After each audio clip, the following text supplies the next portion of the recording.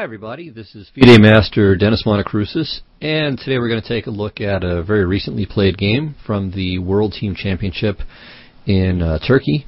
And this is from round 5, and we're going to take a look at Gelfand-Nakamura's very, very impressive win over Boris Gelfand.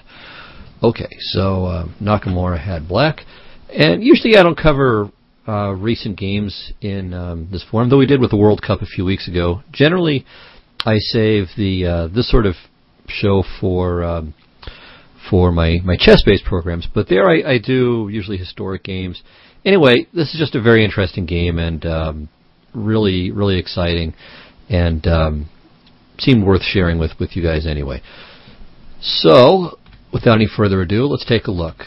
So we have a King's Indian, and we have the Classical, which is very, very much a fun and incredibly complicated line. So this is the starting position, we could say, of the mainline Classical King's Indian defense. And White's main idea here, well, we can talk about what both sides are up to.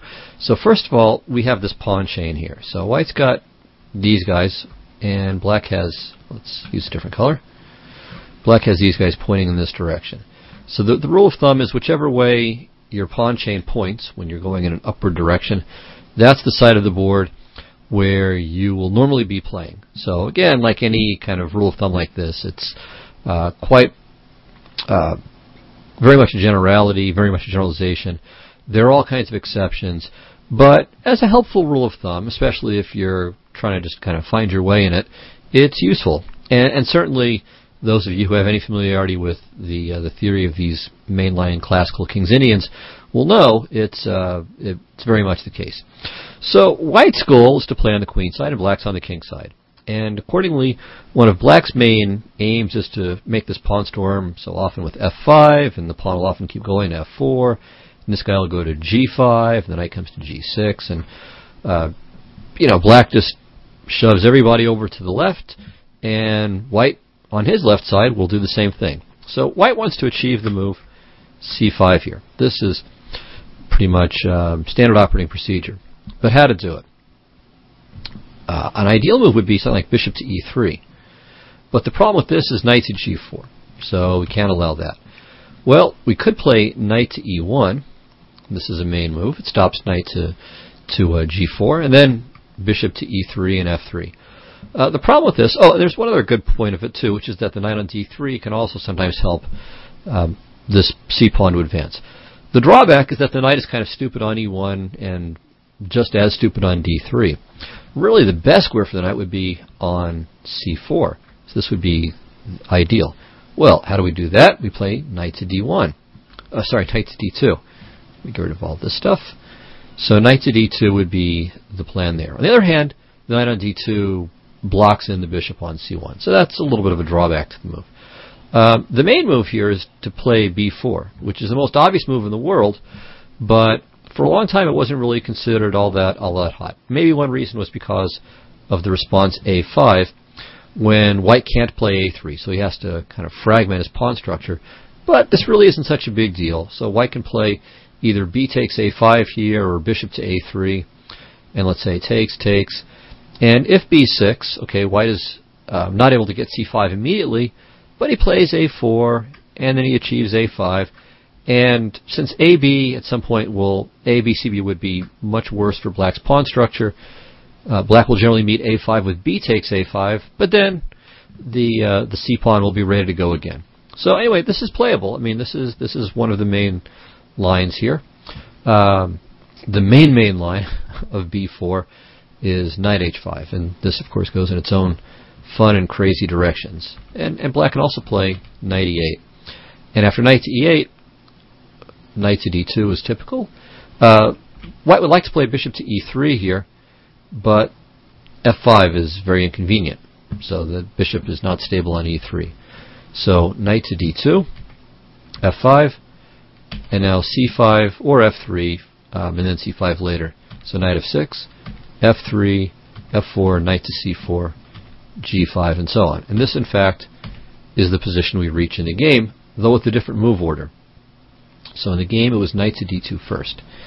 Now here, black has a number of moves.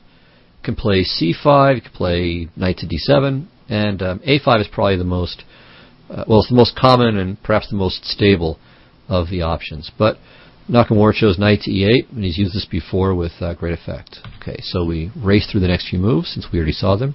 b4, preparing c5, f5 with kingside expansion, c5, knight f6. Black's aim is to put pressure here on the e4 pawn, and so white plays f3. This is quite common, solidifying the structure. I should say that black should not play f4 in this position. See if you can figure out why not. A little positional quiz for you.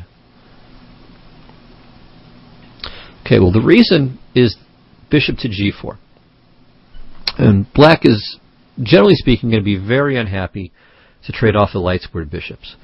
And the reason is that he very often needs this bishop to sacrifice on h3, or in some other way to engage, in a kingside breakthrough. So it's only after knight f6, f3 that f4 is safe. Okay, so knight c4, putting pressure on d6, g5. Black's main idea is to just keep rolling these pawns. So g4, often supported by h5. Okay, a4, knight to g6, bishop a3.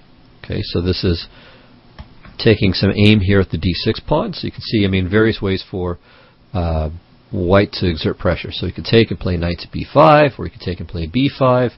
Also, of course, it just clears the c1 square for the rook. And, okay, so here a very typical idea for black, rook f7. Alright, so the point of rook f7, it's a very, very well-known maneuver. It's been around for decades and decades in the King's Indian. Not necessarily just in this position, but in the King's Indian classical period. And it has kind of a threefold purpose.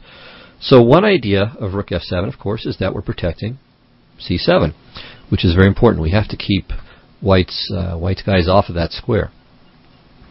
Secondly, it clears f8 for the bishop, which enables it to solidify this pawn on d6. And then third of all, after bishop f8, there's rook to g7, and the rook is going to join in the fun as well on the king side with h5 and g4. Okay, now in our game, Gelfand played b5, but in an earlier game last year between Alexander Bilyavsky and Nakamura, Bilyavsky played a5. And I'll just very quickly go through this game just so you can see it, but won't cover it in any great detail. So h5, so we see the typical ideas. b5, d takes c5. Okay, b6. So white is, of course, trying to puncture the black queen side and break through. Now, this strategy might seem kind of strange to you for the simple reason that if white breaks through on the queen side but gets mated, who really cares? So it may seem like a kind of a strange decision by white. For him, victory means maybe winning a couple of pawns, while for black, victory just means giving checkmate. But the thing is that white is much faster. So, white is faster, and the question is whether he's enough faster. So that might be a way of thinking about it. So white does break through more quickly. And the thing is, once white floods through, it's amazing how fast he can kind of turn the corner and outflank black and get to the king side. Okay, well, not in this particular game. So Nakamura played g4, bc7, rook c7, knight to b5,